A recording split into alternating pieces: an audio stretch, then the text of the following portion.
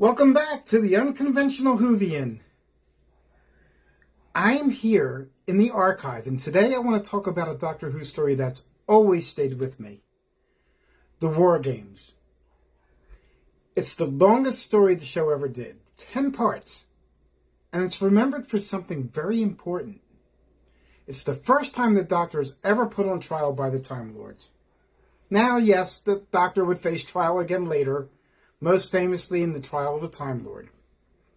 But this is where it begins. This is the first time the Time Lords step in, pass judgment, and decide they know what's best for the Doctor's life. We're usually told that's where the story ends. The Doctor is sentenced, Jamie and Zoe are sent home, the Doctor regenerates. But I don't think the War Games actually ended on Gallifrey. I think it changed the Doctor in ways we almost never talk about. Not just physically, but philosophically. So, to understand what really happened, we need to leave the archive.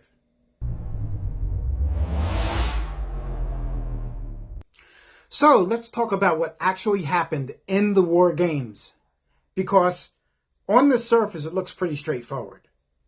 The Doctor interferes one too many times, and the Time Lords step in, and he's put on trial. And they punish him. But here's the contradiction that's always bothered me. The Time Lords condemn the Doctor for interfering by interfering in his life more than they ever had before. They don't just stop him. They change his face, they erase his companions' memories, and they exile him to Earth.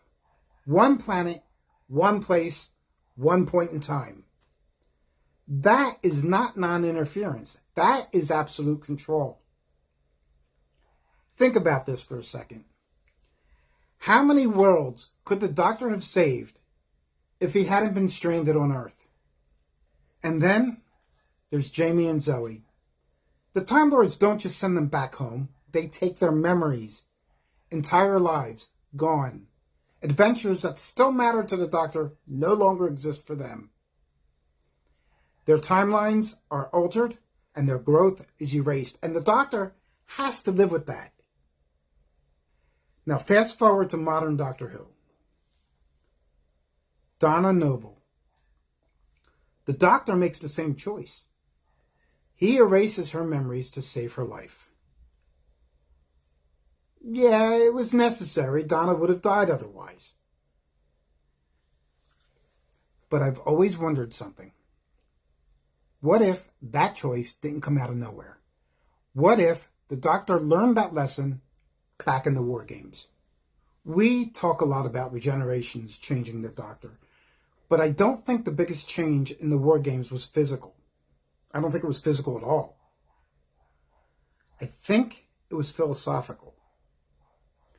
This is the moment the Doctor learns that sometimes saving someone means deciding what they're allowed to remember. So no, the War Games didn't end on Gallifrey. It followed the Doctor into exile, into future regenerations, and into choices he would make again, even when they broke his heart.